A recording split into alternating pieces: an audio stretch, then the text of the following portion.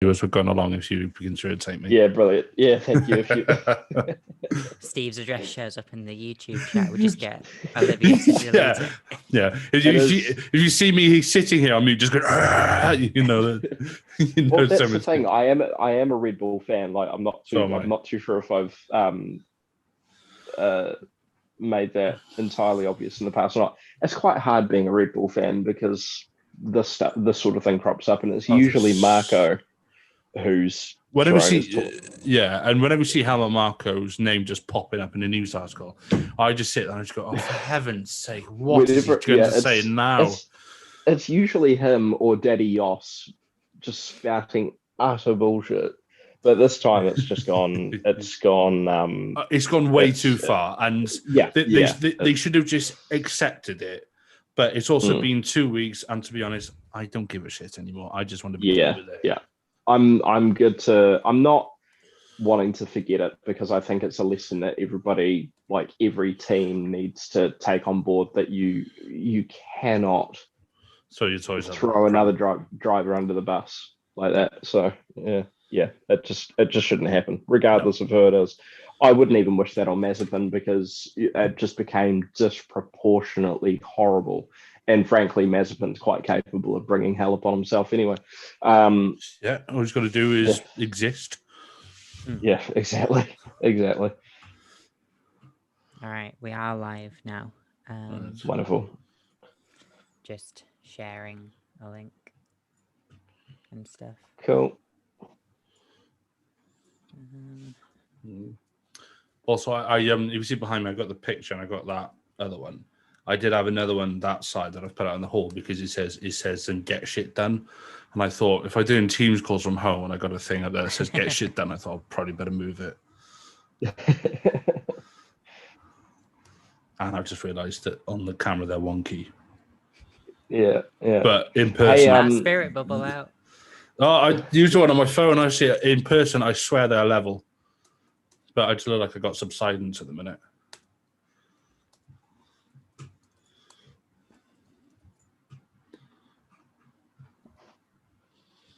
So that rain never showed up.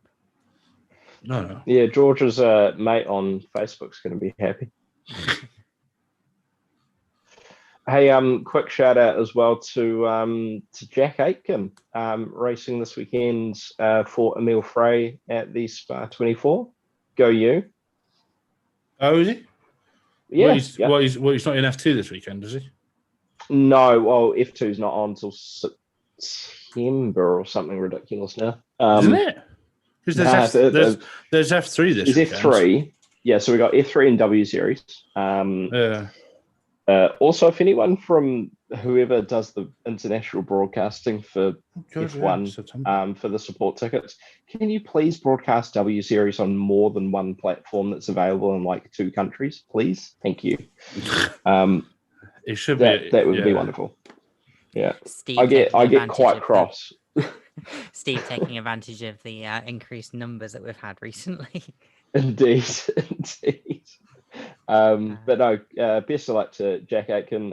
Anyone listening, if you are curious, he is driving for Emile Frey Lamborghini, and he started quite high up actually, in the top 10 anyway, or top 20. So good luck to him. Nice wee vague sort of Formula One related plug.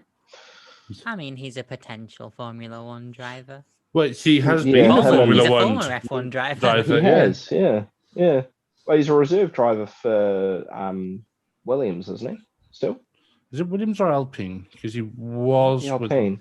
With Renault, but I think you might be right. I think he has moved to Williams because Renault's got. Oh yeah. Williams Racing. Yeah, this is from March this year. Williams Racing confirmed Jack Aitken will continue in official reserve driver role. Yeah, because they got Jamie Chadwick as well. Mm-hmm. Oh, I would give anything for just like Jamie Chadwick or someone not male to just be in an actual Formula One session at the minute. Yeah. May the stars align so we can actually get her in the car at one point. Yeah, just to even if that, they can do it. Yeah, I think if they put her into the car for like I hate it how it's sad how I mean, being a reserve driver now, regardless of gender, means you get 2 outings a year if you're lucky. But yeah, putting Chadwick in the car for at least a free practice session just to show that she is capable of doing it, that women are just as capable of doing it, would be amazing. Wasn't Susie Wolf the last for Williams? Woman? Yeah, that was, God, how long ago was that? What was that? That was about 2012, I think. Yeah, it was pre hybrids, wasn't it? It was V8. Oh god, still, yeah. I think. Yeah. Cool. So are you two good to go? Yep. Let's go. Yep. Let's. Thank you. All right. As we return to a familiar qualifying format this weekend, it is a familiar qualifying result as Lewis Hamilton lines up on pole position in Budapest, while Max Verstappen will be starting on the second row. Welcome to the F1 Grid Talk podcast. Today we'll be reviewing the 2021 Hungarian Grand Prix qualifying. My name is Ruby Price, and joining me we have Tom Downey from the Everything F1 podcast. Afternoon.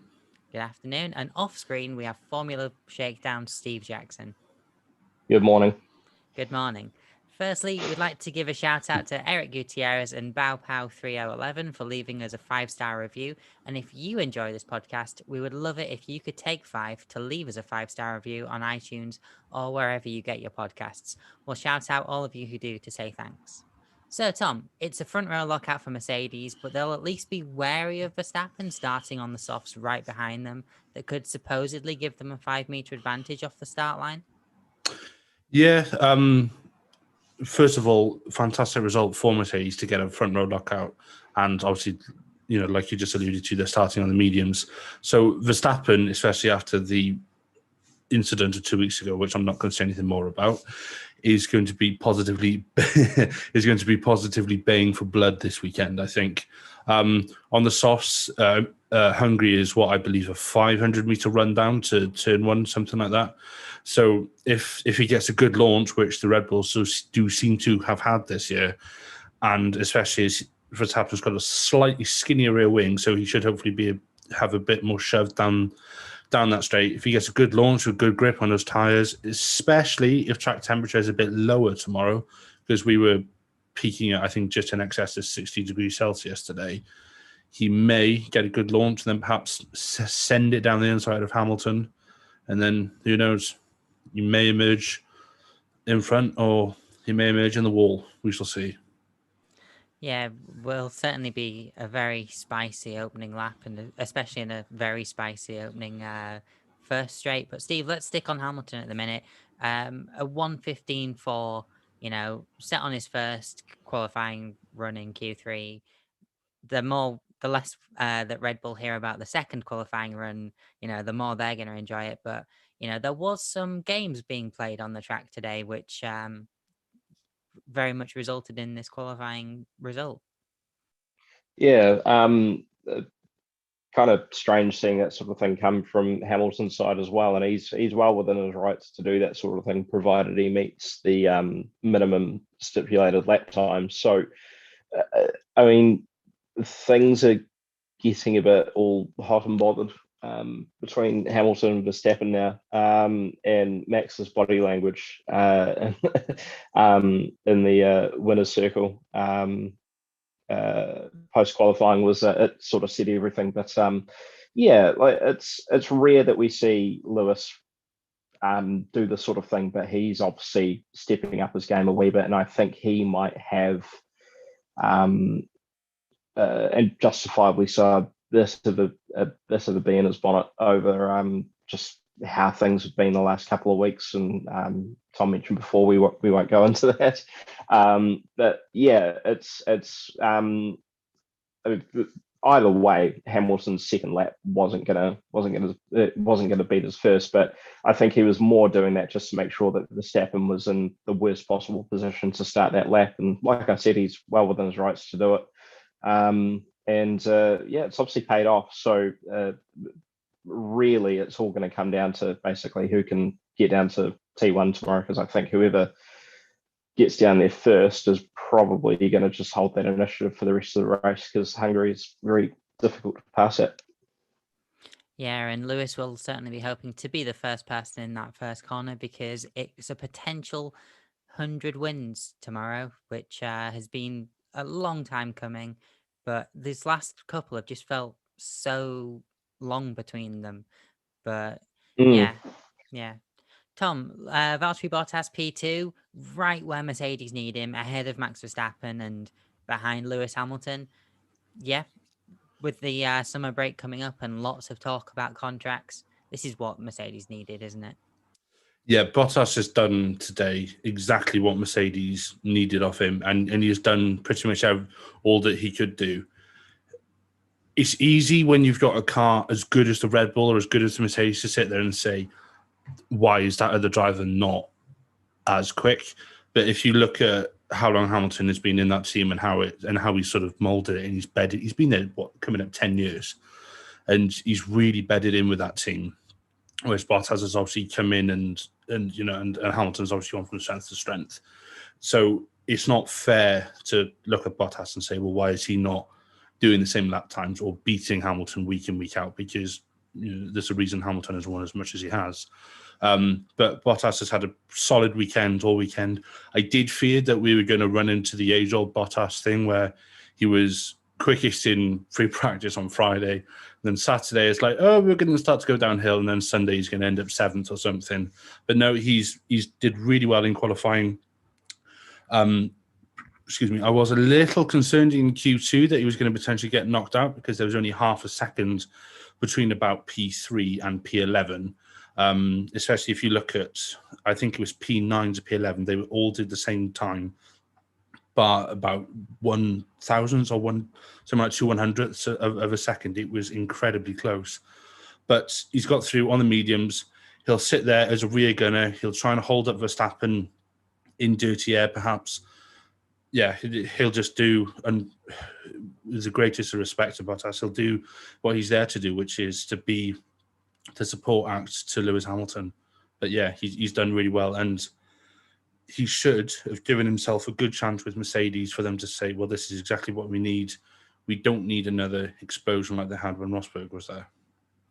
Yeah, absolutely. And I think that's one of the reasons as to why a lot of people are providing a reason as to why they might not put George Russell in that seat, given that everyone's touting him as a future world champion.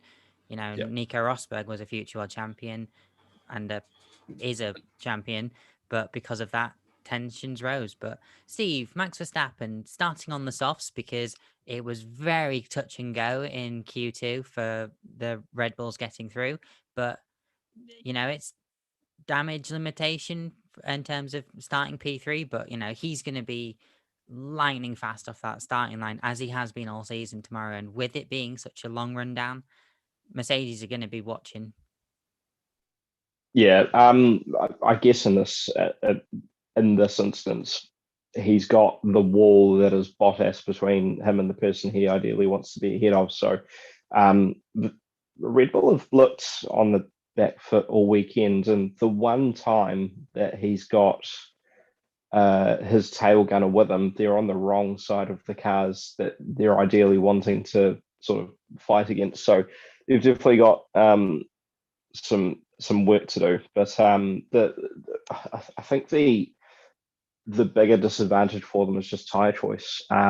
Mercedes we've seen them struggle throughout the season to get their tires switched on, but we've seen track temperatures north of 60 degrees, so those mediums are going to be a lot easier on the Mercedes to actually get into a good operating window. And even though those stint times may not be as long as they'd like to, provided it stays as hot as it was today for the race tomorrow, Red Bull on those softs, I can't see them lasting more than a few laps before they just drop off a cliff and Red Bull are suddenly on a 2-stop, and Mercedes might be able to pull off a 1-stop quite comfortably, and they just won't be anywhere. So I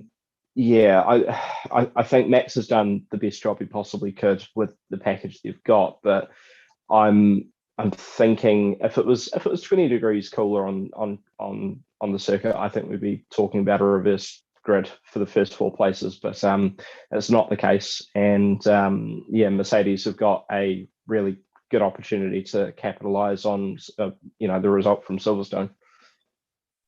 Yeah, absolutely. And Tom, Sergio Perez starting in P4, for a minute there, it did look very touch and go for Sergio Perez as well, because he just didn't seem to be able to get in the competitive lap times that he'd need to be in this position. But, lo and behold, he did make it, and he is up there with Max Verstappen and the two Mercedes. So, whilst it's not ideal, he is where Red Bull would want him to be at the very minimum. Yeah, I felt for Perez a bit today, especially when he didn't make the cut for. Well, I say didn't make the cut when he didn't make the flag for his final run in Q3 because of the shenanigans that were going on in front of him. Also, in Q1, Perez, I believe he was just over a second behind Verstappen for a lot of it, and then he didn't get a particularly good run in Q2. So I was almost a bit apprehensive that sort of like, are we going back to this cursed Red Bull second seat, or is he, or is he just perhaps having a bit of a tough time getting into the groove? Then obviously he pulls out a pretty good lap in Q3. The first time, the second time, didn't happen, and his frustration on the team radio, I really felt for him then, because he's not going to jump in front of Verstappen and potentially ruin Verstappen's lap, because Perez is good at playing the team game, as we saw in France. And then for him to not be able to get a final flying lap in, I did feel for him. Although, having said that, I don't think he would have really improved, because we didn't really see anyone improve in their final run in Q3. I think the track had peaked and was perhaps even maybe beginning to cool down a bit at that point. Yeah, absolutely. And there is 0.75 seconds between Perez in fourth and Charles Leclerc in seventh. So it was a very close battle in terms of that, and that could have made all the difference. But Steve, one of the drivers that'll be wishing he could have gone, a couple of hundredths quicker, Pierre Gasly starting P5 in that AlphaTauri. I think this is potentially his best start of the season. I know that he's been coming around sixth in qualifying every now and then, but a good performance from Pierre Gasly, who was definitely not in that position in free practice yesterday. Yeah, I'm just looking at his P3 result where he was down in 11th, and I was sitting there thinking, oh, okay, something's obviously gone a bit wrong, because Tsunoda was around there as well. So I figured it may have just been the change in weather. It was getting hotter and hotter as the weekend went on. That just the cars are basically fallen off. But he did quite well he did very well to put himself in that position. He's definitely putting that car in places where it doesn't necessarily deserve to be. Like the AlphaTauri is a good car, but it's not McLaren and Ferrari beating good. But he's beaten both Ferraris and both McLarens again. It's a bit of a strange one for me, because we're now, if we talked about Gasly from a couple of years ago, at any race we'd be sitting there going, no, he's where he belongs. But I look at it now and I think it's criminal that he's got, like, the AlphaTauri, again, it's a good car, they're a good team, and they're fighting, and they've put in some giant killing performances. But just imagine if he was in that second Red Bull. If Marco ever saw the light and put him back in there. Circumstance or wish listing aside, he's in a good spot. He is very good at playing the long game in races as well. I think he definitely has matured as a driver, and he understands that long game, and that you don't win a race on the first lap. I'll be interested to see what he does tomorrow. He is going to be, I think Norris is definitely his closest competition, especially going off their qualifying times. I mean, there's absolutely nothing in it between the two.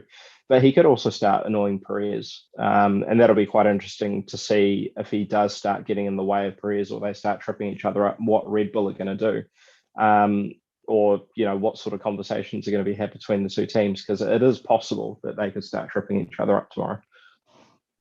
Yeah, and imagine if he actually got ahead of Max Verstappen on the opening straight as well. That would certainly cause some fireworks. Helmut see a Marko broken disc in Red Bull or something. Yeah. 6 thousandths of a second back. Lando Norris in P6, Tom. He was definitely not quite on the pace for the most of qualifying, but he put in a lap when it mattered, and he's ahead of his teammate, and he's ahead of the Ferraris, which is the most crucial aspect of this. So yeah, it's Lando's position to lose now, wouldn't you say? Yeah, I mean, again, good weekend from Lando. He was up into P2 or P3 during. I think it was during the end of during the end of Q2. I'm just looking at the timing sheets here again. He was pretty consistent. He was actually a little bit slower in Q3 than he was in Q2, but again, that could be down to track temperature, and it was only a tenth in it, if that. I mean, again, I don't really know what more to add with Lando. He's just been absolutely sensational this year. He's been the most consistent driver this year because, again, he's the only driver to have scored points in every single race this weekend. If he gets a jump on Gasly in the AlphaTauri, like Steve was just saying, he could be on for a decent result. But even if he stays where he is, good to all the points. If there maybe a couple of retirements, or if he catches a good safety car, or something to that effect, or well-timed pit stop, what have you, you might see him at the grid a bit more. Yeah, absolutely. And then 7,000ths back in P7, Steve, is Charles Leclerc in the lead Ferrari. Yeah, like I say, they're being beaten by the McLarens. They're behind the AlphaTauris, which they definitely wouldn't have wanted, but they are right next to each other starting on the grid, and it will all be to play for tomorrow for those two teams. Yeah, he's right behind Norris, and obviously McLaren and Ferrari sort of, having a fairly ding-dong battle for basically the entire season. The Ferraris looked a wee bit uncomfortable for both Leclerc and Sainz as well, who we'll obviously get to at some point. It's not been a particularly smooth weekend. I think especially in FP2, they look like they were really struggling with just some basic setup. But obviously it is irrationally hot. So there are obviously going to be some weird sort of setup quirks and that sort of thing that they may not have accounted for. But good result considering how things have gone this weekend so far. It's just whether that car is actually capable of holding on to seventh once things kick off, because I mean, all around him, he's got some very strong competition, especially from the Alpines as well. Like, they could start putting a fair bit of pressure on Charles early on as well. And I believe he did his fastest time on softs, didn't he? Sorry, he did his. Did he do Q2 on softs? I think he did, didn't he? I think it was only the Mercedes that went through on the mediums. Yeah. So it's a game. Like, I mean, obviously around him, everybody else is on softs as well. But again, I've got some concerns about how long those softs are actually going to last, because I wouldn't put it past them to sort of start dropping off after less, single digits in terms of laps into the race. So there is potential for him to move up depending on how pit stops and that sort of thing start to work out, but it could also go the other way as well. So I think they need a bit of luck for tomorrow to be able to hold on to that seventh that he's got. Yeah, Charles Leclerc, to give a Rube's trademark pun.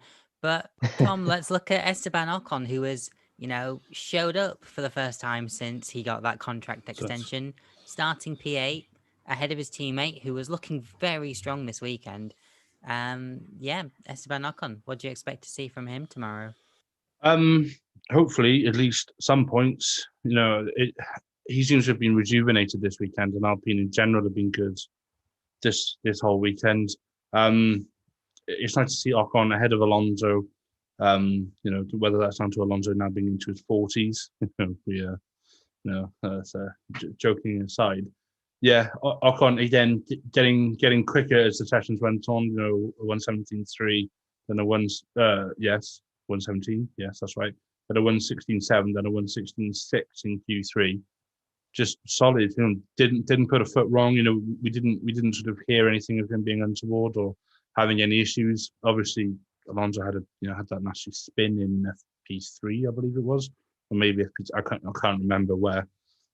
But yeah, Ocon hopefully on for a good set of points this weekend.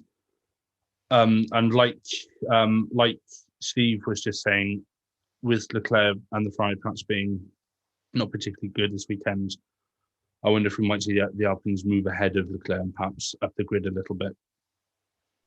Yeah, that'd certainly be a nice birthday present for Fernando Alonso. And Steve, speaking of Fernando Alonso, we've obviously just mentioned the Alpines going 2x2 here. He'll be annoyed that he's been beaten by his teammate in qualifying, given, that's one of the things where Fernando Alonso seems to have always excelled. He very much destroyed Stoffel Van Dorn in qualifying when they were teammates at McLaren. But yeah, P9 would have wanted to be higher, but do you think this is where the Alpines were today? Yeah. Firstly, I'm really disappointed. I was hoping Alonso would beat Ocon, because then I could have used my terrible "the pensioner strikes back" joke that I'd lined up. I can't though. But yeah,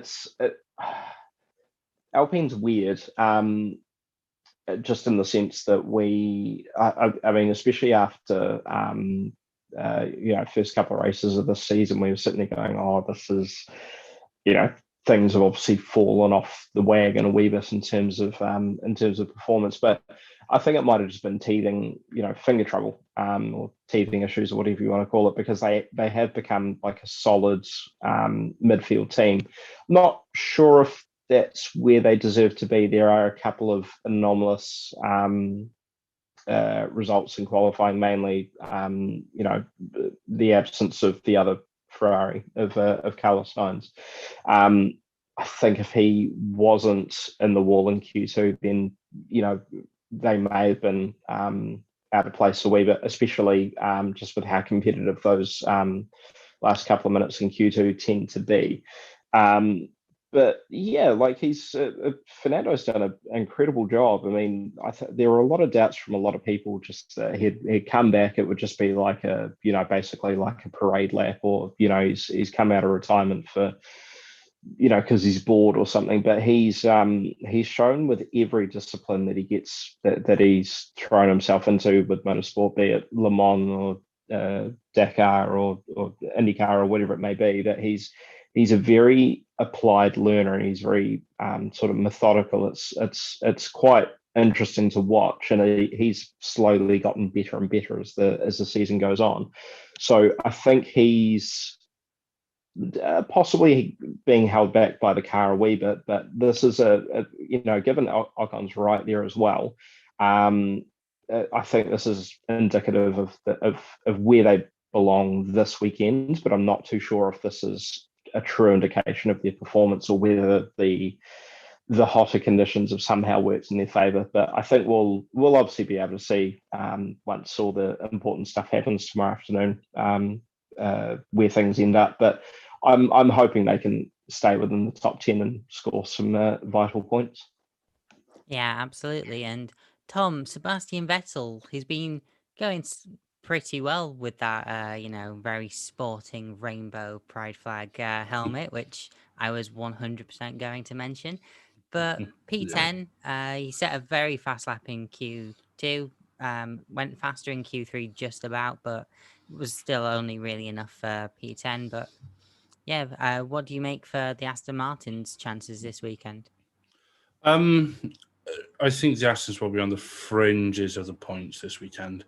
His teammate is obviously down in P12, and again, like Steve mentioned, that seems to be my phrase of this podcast.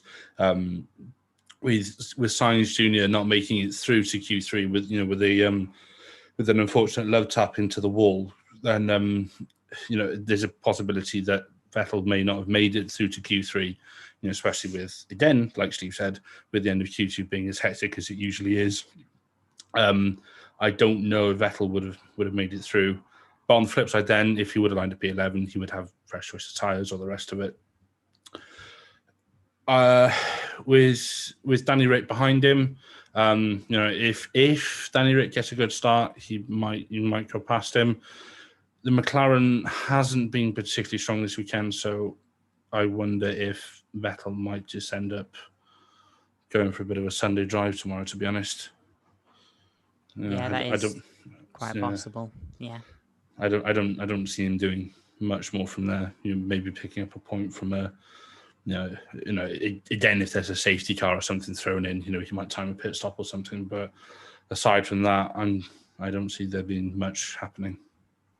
Yeah, it'll be interesting to see. And Steve, Daniel Ricciardo, P11, fresh tire choice, but starting P11, you know, definitely not where McLaren would want to be. And I think Daniel Ricciardo's comments on the radio after setting that lap would indicate that that's not where he wanted to be either. Yeah, I quite liked Nico Rosberg's reaction to that as well, saying, "No, that is the right word." You can probably guess what word it was if you didn't hear it. Yeah, I'm a bit disappointed. I do wonder whether Great Britain, just with the sprint qualifying, that like just the change in format somehow worked in Daniel's favour, because he was absolutely on it that weekend, and I was sitting there thinking, right, he's finally sort of got the monkey off his back and figured that car out. But we're back to standard operating procedure. He's more or less half a second off Norris at the end of Q2, which is obviously, you know, where it counts, because that's where he was knocked out. He wasn't that far off Vettel either, but I mean, it doesn't matter. He's still 11th. Free choice of tyre. I don't think that's going to be much consolation for him at all. Yeah, I'm wondering whether this is a case of it is a car issue, or whether it's he's gone into not a brand new team. Like, he's gone into a team that are, you know, getting better. Well, in recent years anyway, have been getting better and better, and they're knocking on the door of that, you know, of being in that sort of, best of the rest. And whether it's just a bit of a psychological warfare thing, because Norris is just walking all over him almost every weekend. I think it'd be a good indication of whether sprint qualifying does somehow work in his favour when we get to, I think Italy's the next sprint qualifying, isn't it? Monza. Is that right? Yeah.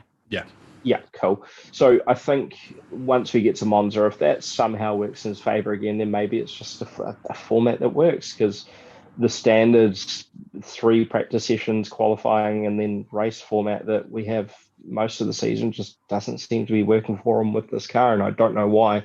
That's the only thing I can think of. It's it's disappointing, but he's fighty. He's a notorious late breaker and a position sniper, and you know, he'll go for what's available. But he really should be up there, you know, in that sort of in that top 10, fighting alongside Norris, not trailing behind him, 5 cars behind. Yeah, that's true. And, you know, that's one thing that McLaren will be hoping that Danny Ricciardo can at least pull out of the bag next season if he can't bring it out this season. So, Tom, looking at P12, Lance Stroll in the Aston Martin, just behind Daniel Ricciardo and ahead of Kimi Räikkönen. Yeah, it's not where they'd want to be, given that I think he was in the top 10 for all free practice sessions, but, you know, you've got to get that lap in when it counts, and sadly he didn't. Yeah, Stroll is, I don't really know what to say. He's just, pardon the pun, he's just going for a stroll, isn't he? And he's just, you know, he's just been sort of like meandering around. Aston doesn't seem to be going particularly well this weekend. I'd say Aston are probably, well, almost definitely, if you look at where they are, look at the driver performance, they're probably bottom of the midfield from qualifying. Yeah, he'll probably have been disappointed to miss out on Q3, especially given how close it was at the end. I mean, if you look at sort of like P7 through to P12, I mean, we'll discount that for Romeo's on this, but certainly Stroll up to about Leclerc. I mean, heck, even Norris, there's not much in it at all. And, you know, if he'd have perhaps, if he'd have had slightly better traction at maybe say one turn, or if he'd have perhaps not washed wide a fraction somewhere. I'm not saying he did. I'm just saying that if a lap could have been hooked up ever so slightly better, not saying I could do any better, obviously, but it's such fine margins that he could have potentially made it into Q3. But yeah, he's just in 12th, and then I think he's going to be another one of those races where he's going to perhaps need other things to go his way in order for him to work his way up the grid. But yeah, I mean, decent. And I think when you look at it face value, you see Stroll in 12th, it looks harsher than it is on him because he is a decent driver, in my opinion. Yeah, that's one thing that having other pay drivers coming in has shown that, Lance Stroll is actually not that bad.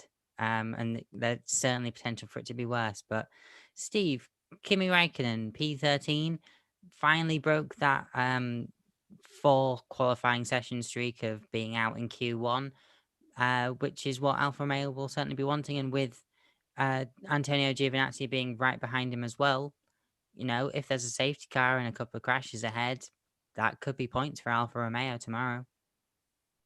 Yeah, it's sometimes hard to believe that we're talking about the man that Michael Schumacher used to fear being down in 13th. But I mean, he's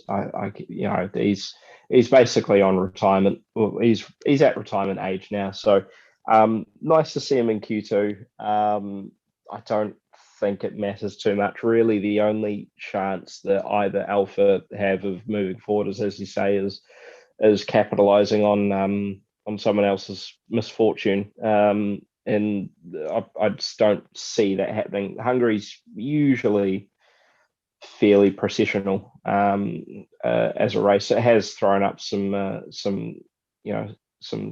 interesting races in the past, but when you're down that far, you're sort of out of the running already. So yeah, it's I mean, given Gio's there as well, their times are very similar, especially in Q2. Raikkonen 1:17.564, Gio's 1:17.583. So I think that is fairly indicative of where the Alfa Romeos would have you could expect them to be.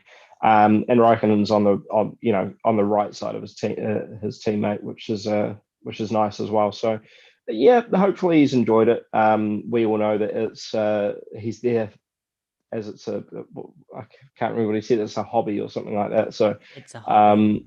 Yeah, fair play to him. And if Fred Vasseur is willing to pay him to indulge in his hobby, then fair enough. But yeah, I think it's definitely about time that Alfa Romeo start looking at options if they do want to be serious about remaining in the sport. They're obviously hanging around in their partnership with Sauber. So yeah, I mean, Gio is still a bit of an unknown quantity to me. So if they keep Raikkonen on for another year, then this is what they can expect. But I think this is about where you'd expect Raikkonen to be. So yeah, nice to see him in Q2. But yeah, it's he's definitely a far cry from the driver that we saw 10 years ago. But I mean, I guess that comes with age. Tell that to Fernando Alonso. But Tom, Antonio Giovinazzi, as mentioned by Steve, right behind him, beaten by his teammate in qualifying, which is something that we're not used to seeing as of late in terms of the Alphas. But he'll have just been annoyed that his particularly what was going to be a fast lap was impacted by the red flags in Q2. Yeah, I felt a little bit for Giovinazzi because he's been pretty damn good this year, especially in a car that's inherently fairly poor. Again, he's been ahead of Kimi for most of the season. He's had the measure of him for most of the season. I don't think 14th is an accurate representation of where he could have been this weekend. I think if he'd have had a good run in Q2, he could have probably been a little bit higher. Probably beaten Raikkonen because he was certainly on a good lap. Just then he'll just sort of pot around and take what comes his way. But I think it's going to be. I think we can have a bit of a procession, sort of like roughly where he is on the grid.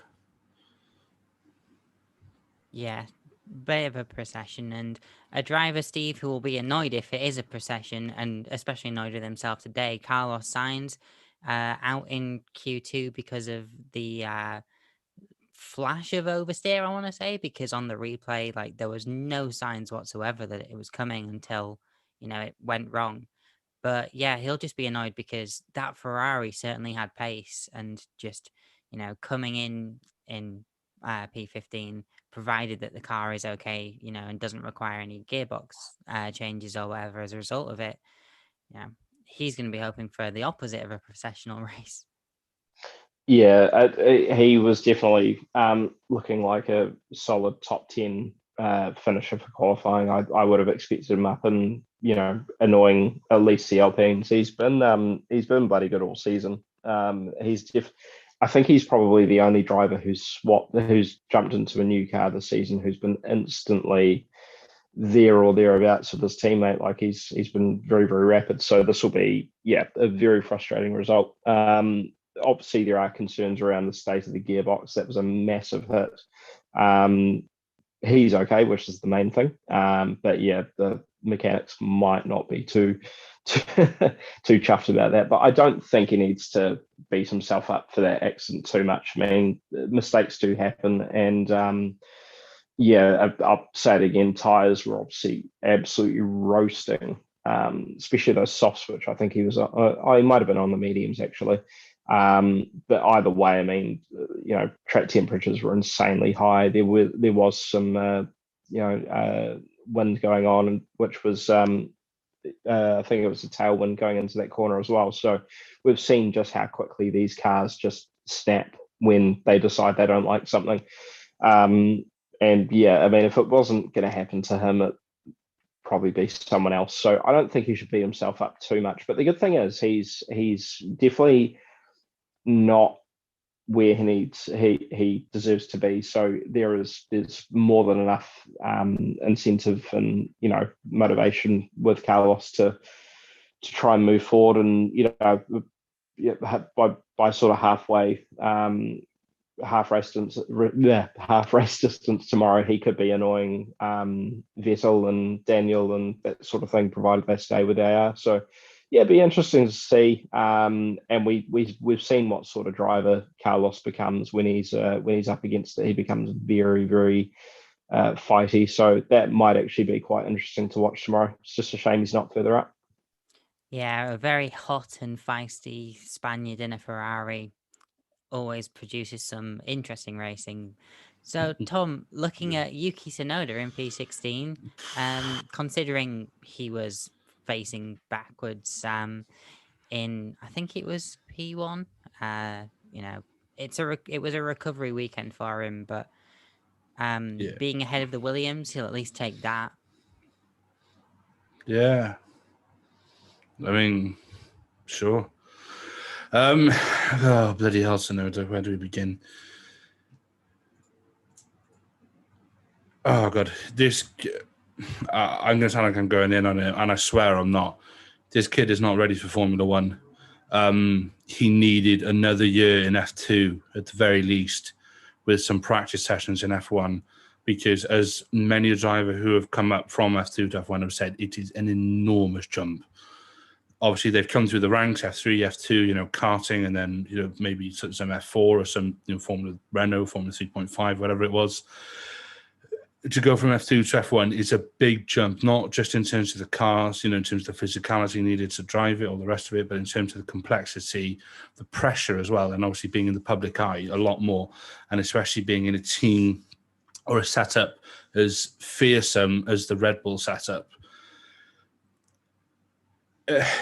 this whole season now, yes, Gasly we know is a very good driver, and I'm contradicting myself somewhat in what I said earlier when I said that you can't necessarily directly compare perhaps two drivers in a team, and I said that with the likes of Mercedes and Red Bull, but in those teams you've got Lewis Hamilton, you've got Max Verstappen. AlphaTauri is not a front-running team. And to have one driver constantly P5, P6, P7, I mean, heck, he's been on the podium at least once this year. If I don't think Gasly's been on the podium twice this year. Please correct me if I'm wrong. I think the other time he was on the podium was obviously last year when he won, and then the year before in Brazil. But the point is, he's still been on the podium this year, and he's always been in the top 10, always been in Q3, apart from the first race when he gave a love tap to one of the drivers and lost his front wing. But Tsunoda, fairly consistently at the moment, out in Q1, just cannot seem to get a handle on the car. And I do wonder if he was put in that seat prematurely because Honda wanted a Japanese driver, and there was perhaps quite a bit of influence in him taking that seat. I'm not saying he's a bad driver by any stretch, because he was good in F2 last year. But Mick Schumacher had another year in F2, and okay, maybe not the best example because he didn't make quali this weekend, but when Schumacher had another year in F2 last year and then did some FP sessions for Alfa Romeo last year, it's done him wonders coming into F1 this year. And I just can't help but think AlphaTauri have perhaps jumped the gun a bit with Yuki Tsunoda here and put him in before he's ready. Let's not forget, Tsunoda was born in 2001. He was born the same year that Fernando Alonso made his F1 debut. And I think, same year Kimi Räikkönen made his F1 debut. Because Alonso made his debut Alonso was 2001 as well with Minardi. Sorry, what am I talking about? Yeah, you can hear the cogs in my head whirring. But my point is, he's still very, very, very young. He's only just 20 years old. And people mature for some, for F1 at different time, at different points. And I just think he's not ready yet. But we're halfway into the season. Yeah, halfway into the season. And if there has been any level of consistency in Yuki Tsunoda, it's that he does seem to, be around this stage. And whilst, AlphaTauri aren't challenging for the championship, they are challenging to, be ahead of their rivals. And in order to do that, you've got to get points or at least finish P11 in terms of countback. But yeah, moving on. Steve, George Russell, not used to saying this, out in Q1 for the first time this season, just couldn't get the lap together, it looked like, really. Yeah, it looked like just a bit of a struggle for both the Williams, actually. But yeah, it's unfortunate, but we know what sort of driver George is, so I wouldn't take too much away from this. I think it was just conditions were against them, just to use the old race driver excuse. But yeah, I mean, I wouldn't expect Russell to make huge leaps forward tomorrow. He could start, playing with Tsunoda or maybe the Alfa Romeos as well, depending on what they are like over an actual race distance. But yeah, I mean, I think, takeaways from his session, he did beat Latifi, not by much. He was relatively close to Tsunoda's time as well. And yeah, wasn't that far off the Alphas either. There's I think about 3/10, and that's over a single lap. That's a lot, but obviously a lot can change during a race distance as well. So not an amazing weekend, but I mean, we do have to bear in mind that we are talking about Williams, so there are I think maximum expectations for that team at the best of times, and Russell's just been overdriving that car in qualifying sessions and putting it in places where it doesn't deserve to be. So an okay but not great session, but I don't necessarily think that's the fault of Russell or either Williams driver. It's just obviously the Williams in general is just not happy in these sort of conditions. Yeah, if there was a circuit that Williams was not going to appreciate this season, it is certainly, a very high downforce circuit like the Hungaroring. And Tom, Nicholas Latifi, his teammate, will at least take some, solace in the fact that he's right behind George Russell in terms of the time that they set in qualifying. It's a matter of hundredths of a second between them. Yeah.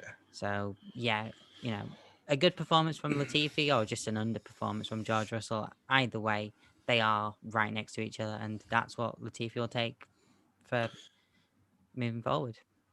Yeah. I don't know what to add to Latifi.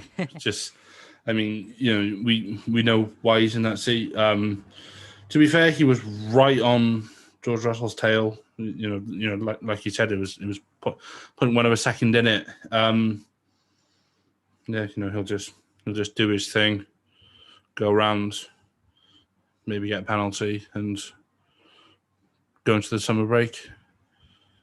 I don't have anything else to add. Yeah, I'm not expecting much more for the remainder of the grid. Yeah, I'm struggling now, and Steve has got the pleasure of talking about Mazepin. Ooh, this is going to be spicy. Off you go, Steve. Steve, Nikita Mazepin, P19, ahead of his teammate, which I'm sure, they'll find some way of spinning as, an achievement. But yeah, nearly a second off Nicholas Latifi. That's telling. Yeah, I was kind of wondering what the what it takes to be almost a second off of Williams. And I think I've got the answer. It's Mazepin. A lack of talent. Yeah, I mean, Tom said Daddy's money before about Tsunoda that yeah, exactly. Like Tom said before that Tsunoda's not ready for Formula One because he was just put in the car a bit too soon. Mazepin's not Formula One material either because he's just slow. You just don't see any. I get that he's in a Haas. We can only expect so much out of him, but I mean, for goodness sakes, when are they like? This is a team who insist that they're serious on staying in the sport and getting back to the sort of fighty, punchy team that they were when they first arrived, because they were absolutely brilliant when they first came to the sport, and they've just drifted back. And I didn't think it could get much worse than the Rich Energy debacle, but it has. Some say they're still running the same cars from 2015 when they showed up. I mean, it wouldn't bloody surprise me. It's I mean, it's an absolute shame that they're basically fighting with one arm tied behind their back, because I mean the only reason the team exists is because they've had funding from a very, very wealthy Russian bloke who's decided to leverage that deal by putting his son in the car when he just has no place in F1. He's not there. Yeah, I don't know what else to say, but I mean, I'm pretty sure if you got the MasterCard Lolas from, when was it, 1996 on the grid, they would, they could potentially, fight with Mazepin. That's saying a lot because those cars were dog slow. I've sort of done talking about them now. That's it, really. I possibly had a more creative rant prepared, but honestly, I mean, there's nothing to add, is there? He just puts me to sleep. Basically, it's a non-event. I mean, considering it's 5-4 over there, maybe putting you to sleep isn't the right idea. Yeah. Yeah. Just to give like a quick mention as well of Mick Schumacher, who crashed out in FP3, will be starting with a 5-place grid penalty tomorrow for changing his gearbox, but I don't really think that's going to make too much of a difference given he didn't start in qualifying. So, Tom, do you think, just to give one last thing, is he going to finish ahead of Mazepin tomorrow? Yeah, why not? Why not? I mean, that's if Mazepin doesn't actually yeet it off the track at some point. But we shall see. Yeah, I don't know. Yeah, we shall see. But let's get on with some predictions for tomorrow then. So we need a top 3 from the both of you. Let's start with Steve. Who's going to be on top tomorrow? Is it going to be Lewis? Is it going to be Bottas, Verstappen, or someone else? I think the way qualifying has ended is the way the race will end for the top 3. I think that's it. I think Hamilton's just, I mean, he's bossed it. He went a second faster over a second faster in his Q3 than he did in Q2. Like, that's just inhumanly fast. That lap was something else. Yeah, he's got it. I think, yeah, Ham, Bot, Verstappen. Maybe, yeah, that I can't see any other result. Hambot there. Reddit's going to love it. Tom, your prediction, please. I'm going to flip on his head. I think Verstappen's going to absolutely goddamn send it into turn 1. He's going to battle his way through, especially if he's going to be on a softer tyre. Then he's going to learn. The team are going to learn their mistakes from 2019 when they got done on strategy when Verstappen was leading the race. I'm going to say the Hambot. The Hambot. Well, I'm basing my prediction off one, the qualifying results, but also Lewis did seem to be stronger on the longer runs that Mercedes did on Friday. So Hambot there. 2 Hambot there's amazing. And a bold prediction from the 2 of you, please, starting with Steve. Bold prediction.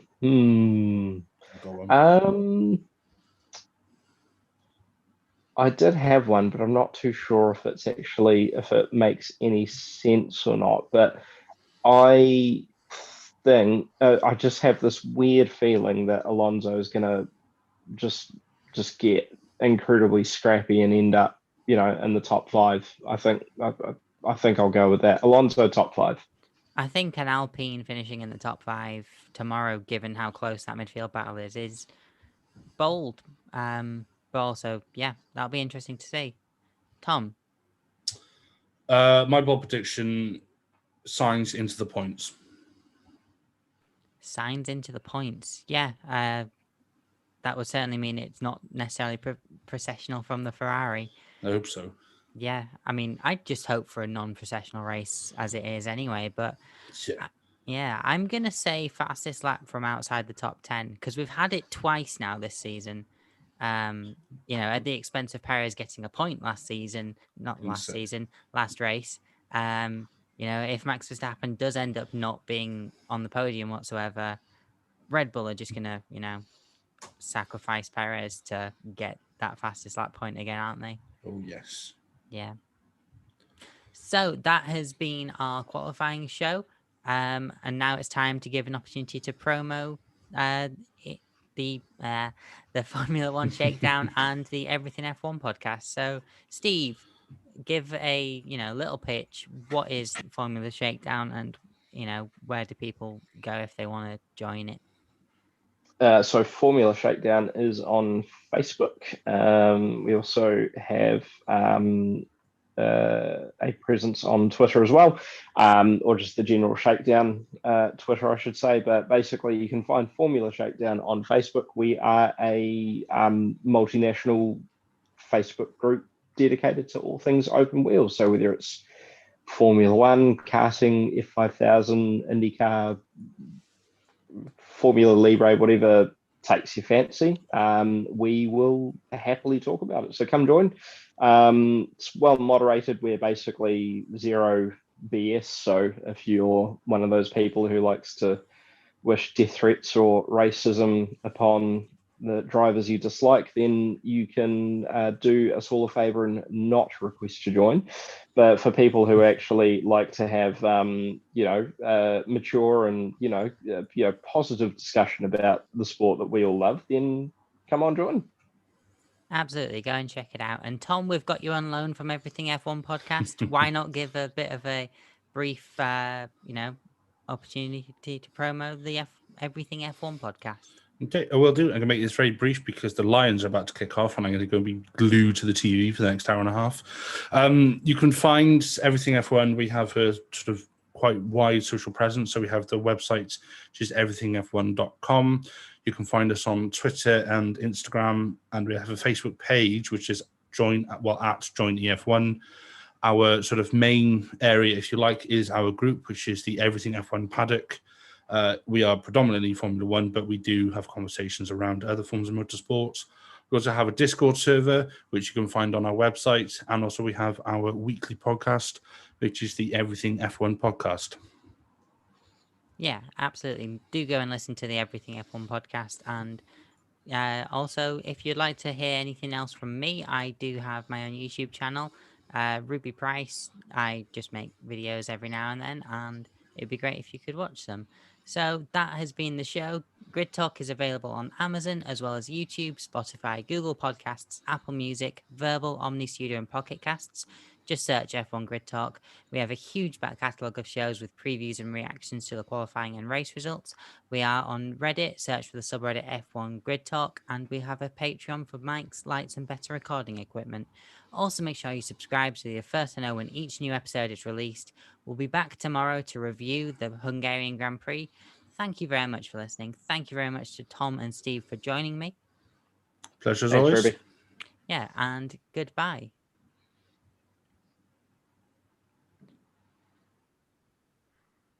Thank you, disembodied.